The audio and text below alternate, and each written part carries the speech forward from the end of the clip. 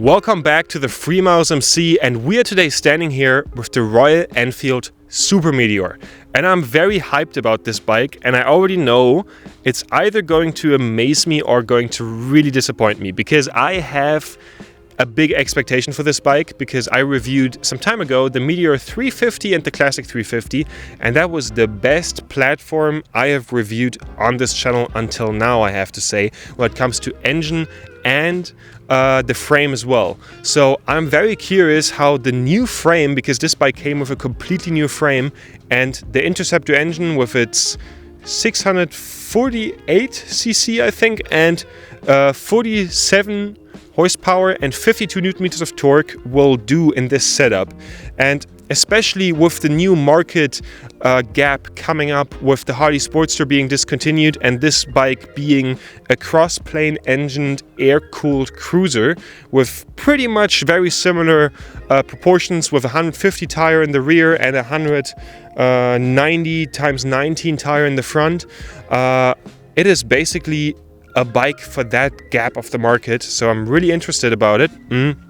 Apart from that, Royal Enfield has really thrown some impressive stuff at this bike, because this is their first bike that comes with upside down suspension, and that already gives me a good feel, you know, because I really like the handling of the Meteor, and if they already went to that effort, and yeah, I'm really curious how that is going to go. The suspension is from Showa, which is quite a quality nice part, and apart from that, they equipped it with loads of nice visual features we're going to get into later. With this bike being a cruiser, this bike comes in with 241 kilos. That's pretty light for a cruiser, but pretty heavy for any other kind of bike, and it's still with a single disc up front. So let's see how that does, and all that for the price of between 6,500 and 8,500 euros here in the European Union. And yeah, the owner, Nicholas, who has decided to buy this bike, definitely welcome to the channel. Yeah, nice to meet you. Nice to have you on. What motivated you to buy this specific model? Actually, I was always wanting to have a Triumph Bonneville, but I saw that the Interceptor was like a cheap clone of that. I rode that, didn't sort of like it. Then I rode the 350 Meteor, loved that, bought it, but I wanted a 650. So the 350, after 2 years, I was like, oh, it's now out. So I just had to have it, and it's been the best upgrade ever. Yep, no complaints at all. Okay, then I'm really stoked if it lives up to that description. I'm very curious. So the bike has a relatively high seat height of 74 centimeters. That's not high in the sense of reaching the ground, but compared to the other cruisers on the market. So for reference, I am 6'5" or 1.96 m, and I have to say, this feels pretty comfortable. Also, with the front mounted controls, I'm curious if I'm going to be a fan of this, because this is my first Enfield with front mounted controls. The Meteor 350 had mid mounted controls. The bike does not have a heel shifter. I don't think you can buy a heel shifter for this bike anymore. Curious what I will think about that. So let's see and get this bike on the road.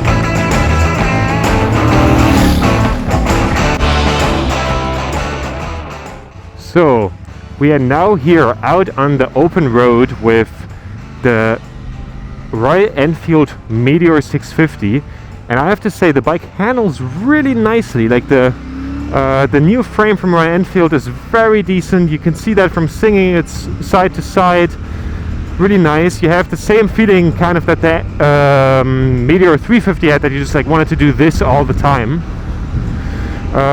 But at some point you start to feel that the bike is 240 kilos, and the very direct inputs are a bit gone, because that's just like not possible with 240 kilos underneath you. But the handling is still very decent, I have to say. And one thing that they kept from the Meteor 350 is the very tight turning radius that you can just like do without taking your feet down on a normal road. As you see, it's like no feet down and like in the middle of the road doing circles. That's impressive. Also for like such a big bike.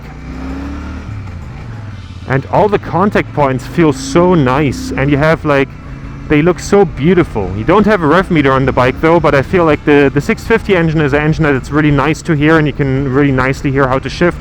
But I'm a bit biased because I own the Interceptor, so I know how to hear the engine, as I mostly drive by hearing anyway when it comes to like shifting. You have a nice gear indicator that is nice for beginners, because I feel like this is kind of a beginner cruiser, even though there's a smaller beginner cruiser from Royal Enfield for like the European market. And the 650 engine still goes absolutely enough, you know? Like, it really propels these 240 kilos forward in quite a fast way, and the bike handles really nicely and confidence inspiring, and that is just incredible.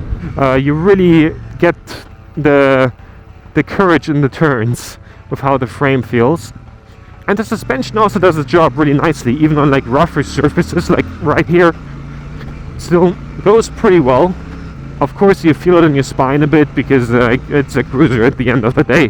When driving, I'm really missing the heel shifter actually.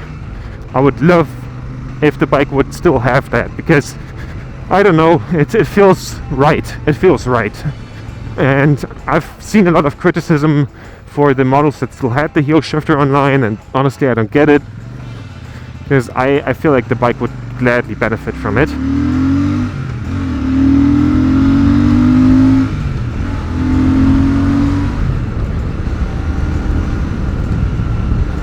The upside down front suspension really gives this bike a very precise and nice handling in the turns. Yeah, that's really nice. One thing that kind of has to be said though, the bike scrapes its pegs really quickly, and I've now seen a few videos also on the bike online, and a lot of people don't point this out, but like this bike will scrape pegs earlier than an old Harley. Like, it is insane. Like, it drags really quickly, and like the bike gives in a way a false sense of security. Like, the bike is very confidence inspiring and drives very nice and exactly how you want it, as long as everything is going well. As soon as stuff is not going so well anymore, and you have like a slight uncontrolled situation, you maybe need to like drive through a turn a bit tighter, or you have like a big like bump in the middle of the road, the bike starts to do this leverage thing where where the handlebars basically do this swimmy motion that I kind of just did, and you really feel the violent form of leverage all of a sudden in the seat. And yeah, that can especially happen when you then like are already dragging pegs, and that's where the bike then shows its weight. You definitely forget the weight of the bike.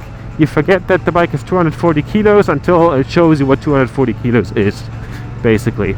Apart from that, the bike handles phenomenally. I'm a bit surprised that Royal Enfield put in that much effort into the handling of this frame, and like with the upside down suspension, and then as soon as you just like push it to a certain point, it like instantly drags. So what I was talking about with the bike having an issue of scraping super early, it doesn't just scrape the pegs very early, it also very quickly after that scrapes the hard parts, because here, this is pegs. And basically that's almost immediately, if you get closer to it, that's also immediately exhaust as well. Look at, this is, the pegs are now touching, and the exhaust is basically already like, there's not much room for error there more. And let's say it like that, I scraped the pegs at like 90 kilometers an hour in a long turn. Like, I did not expect it to happen at all. Postscriptum, I know that this is a cruiser and most of them don't have great ground clearance and scrape pegs pretty quickly. But it's more of an issue with most of the content online because a lot of people say the handling is great, which it is, and then completely forgot to mention this. For context, in the footage you right now see a Harley-Davidson Nightster, which you can push a lot more when leaned over, just for a light comparison. But apart from that, the bike feels very fine, and it, like, for this like day-to-day cruising of you just sitting on the bike and having a very chill time, it really feels nice, and it feels big. You know, this is a big bike, even though it's like a small cruiser-ish with the 650 engine, but it feels big compared to other bikes like the Honda Rebel and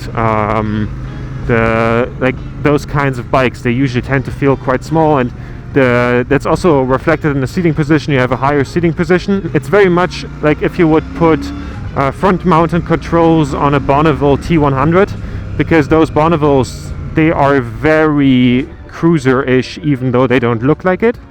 Like if you see one next to a Harley, you then realize it, but they have mid-mounted controls, and with the big front wheel and everything, and with the handlebars, it basically feels like a Bonneville with front-mounted controls. I feel like the handling is definitely better. The handling is pretty precise and nice until you then start scraping on the floor. Now, honestly, I love the amount of details you get in the cockpit. I love how you see the Royal Enfield logo here. I love how you see the Royal Enfield logo basically all over the bike. That is really nice. Like, already here in my view, I have it like four times, and on the foot pegs as well, on the tank, on the back of the bike.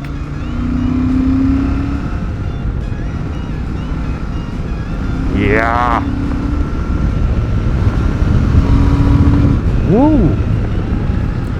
So I'm now back from actually riding the Royal Enfield Meteor 650, and what a bike to ride. I'm very pleasantly surprised. Like, the frame is very good and it handles very well, and I basically thought it would handle like a dressed up Interceptor kind of, but it doesn't. It handles pretty decently. Yeah, and it's a different beast. And it's crazy that the engine is also like carrying the 240 kilos so well, and it still feels powerful, and you feel the 270-degree crank. It's nice. It feels very pleasant to ride as well.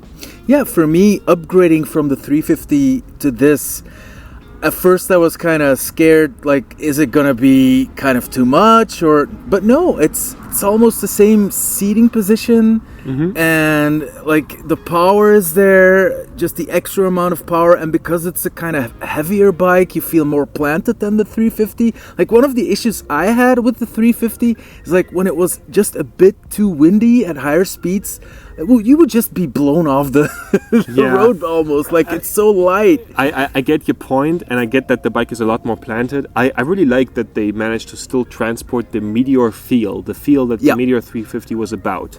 This like nice flickable, and they really put in the effort with the upside down suspension and the really good frame. But this like really snappy instant input you had on the Meteor 350 is gone.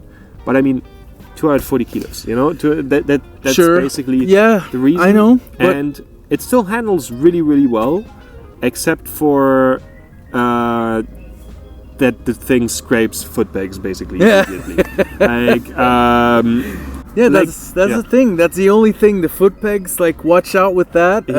Like, just for context, we basically filmed the first shot. Already were used to the bike, and I went like, I don't know, maybe like 10, 15 above the speed limit in quite a wide corner, and I thought I can go 20, 30, 50 kilometers an hour more in this turn. And I basically could on every bike. I was below 100 kilometers an hour, and I scraped foot pegs, and instantly was like, oh, fuck, what do I do now? How do I now get the bike through the turn? And that's scary.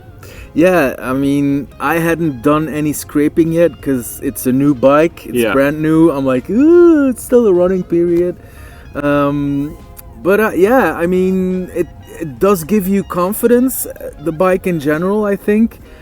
I gotta say I was kind of scared with, it doesn't have the toe toe shifter. I would actually prefer that. I found so many reviews also online who said that it's unpractical with the heel toe shifter. And actually many reviews say when the heel shifter was still on the models from India and on the previous models, that it's like that it was like bad and that they didn't like it because when you get up standing on the bike, that when going over bumpy roads, that then you would accidentally shift somewhere in something. I think Yami Noob said that in his video as well. And like I have a very tolerable acceptance of what bikes you take off road, like literally.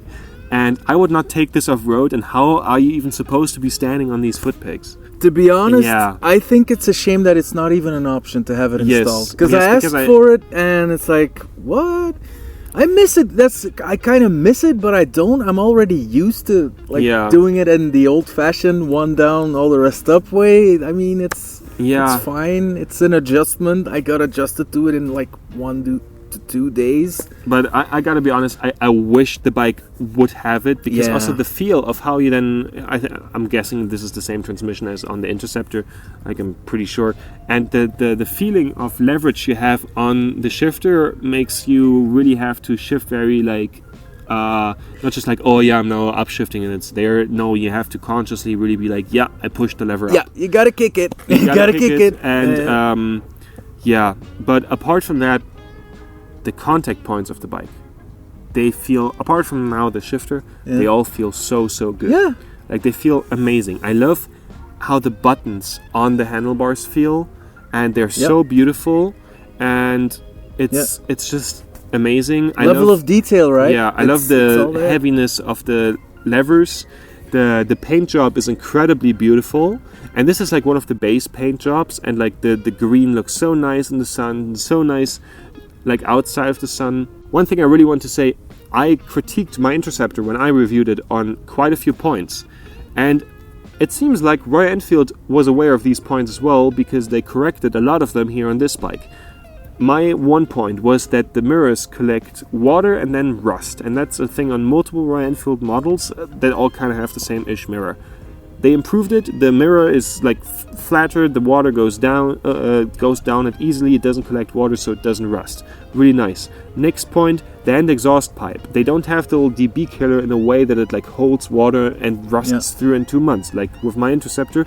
And they even have like a bit of black color in the end of the exhaust, so that it's like more protected than the standard chrome. And was an issue with the 350 as well, like the rusting inside a bit. I had that, but yeah. And it's really nice that they learned from that, and also with when it comes to the polishing, because you have the big chrome side things, and they look really nice, but they require a lot of work. And if you want to get them shiny just right, you actually have to take them off and like polish them properly with like proper craftsmanship. And instead here they went with them blacked out and the exhaust in chrome. And I really like that step. Yeah, I like that too. It's just the general look of the bike. It's a classic looking bike, like a real cruiser type bike, I'd say. But it's not vulgar. It's not, it has style. It's all thought out of, and that's what surprises me time and time again. Every bike this brand brings out is basically kind of a home run. Yeah. When they do, of course, miss the ball, they completely miss it. But it doesn't. It's fine. Like, I've heard people complaining about the suspension. I think there's nothing wrong with the back suspension at all. I think the front suspension is fine. You feel really planted in corners, even with the bumps in the road. The front suspension is amazing. I think the rear suspension, many people probably complain because you feel it in your spine when you go over a bump. But at the end of the day, it's a cruiser, and that's like kind of, you don't have the leverage from your own legs because of the front mounted controls. And of course, then it's going to feel like you're shrinking an inch every time you're going over a bump. So I think the only thing it's missing is decent panniers. I don't like the ones from Royal Enfield for the price also, which is a bit too much in my opinion. But like, speaking of the price, this is the bike itself, it's amazing. That's an amazing deal, and especially in the cruiser market. And like cruiser-wise, this is kind of the only bike that's right now existing like this. You don't have a V-twin, but you have a cross-plane crank. You have it air-cooled. You have this traditional cruiser thing that basically also allows for a lot of customization. This is basically a perfect square up against the old Harley Sportster, especially the 880 or something. Yeah. Because power-wise, almost the same, you know, and like it does it like so well. It does it so well, and with the competition of the Harley gone, this is basically the bike to go for. And like, I'm saying that it's the competition for the Harley. It's more the competition for the old Suzuki Intruder, because the people who were not able to afford a Harley always like went with the Suzuki Intruder, and this is kind of, I feel like, a modern version of that, and that's pretty cool. And also the people who love Suzuki Intruders and who love Harley Davidsons, from the people that I know personally that are into that kind of stuff, they all also have a heart for Enfield, so pretty much a home run there. And it's true heritage. Yeah. Like, that is a thing. It's from the biggest motorcycle country in the world, almost. Like, that's India. Yeah, and it's quite a cool bike. I definitely can recommend it with the slight complaint about the shifter and the handling, in the sense of the handling is really, really good until it's not. If it's then not anymore because the bike is kind of starts to wobble because you're scraping pegs, then you feel the leverage and you scrape pegs early. It's something that is not really mentioned on the internet. Everyone's like, "Oh, the bike handles so greatly." It's at the point I don't know how the tires are, because you cannot out traction the tires, because the bike will touch ground, and it will touch ground hard and that quick. So but apart from that, amazing motorcycle. Really happy, and really happy that they do this big cruiser. Me too. It's my dream bike, to be honest. I don't think I'll ever buy another bike. Like, I maybe after the 3-year warranty, I'll do the 56 conversion. But I actually plan on doing that too. I think we both will have a rocky road to see how that is legal in Europe. Oh yeah, the bike comes with the Tripper Navigator, but as you said, you're not that happy with it. I tried it out once on I think actually on the 411 Scram. Yeah. And it was like kind of like, nah, you know, but I mean, it's fun around town if you get it set up. The Bluetooth works, all that, but it's the app itself. If you choose like, oh, I want to avoid highways, then it suddenly can't calculate your route, and it'll act up. You have to reinstall the app. It's the whole thing. You have to, because they used to allow you to use the app without logging in. They switch back again, so you have to make an account and log in, and it's all this like nightmare stuff that I just don't want to deal with. I just use, that's why I have the quad lock on there. Just put the phone and it's fine, you know. And I think one thing that's basically the main problem with the Tripper, that the Tripper doesn't even have to fold for. It's pretty hard to beat a phone that you have in your pocket all the time, you know. Yeah. But I think overall, pretty good bike. I like the direction that they're going in. I really like that Royal Enfield over and over again really surprised us with their good frames. For some reason, always in the cruiser models, I would love if they would build like a more sporty cafe racer than the Continental, with like this kind of suspension, this kind of frame. It's amazing.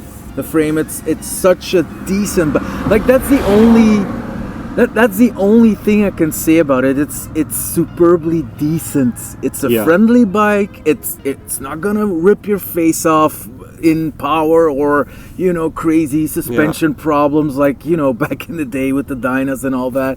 It's just a decent bike. It's beautiful. I stare at it for hours. You know. Yeah, that's nice. And I have to say, all in all, the Meteor 650 is a really good bike. I had very, very high expectations because of the very good Meteor 350.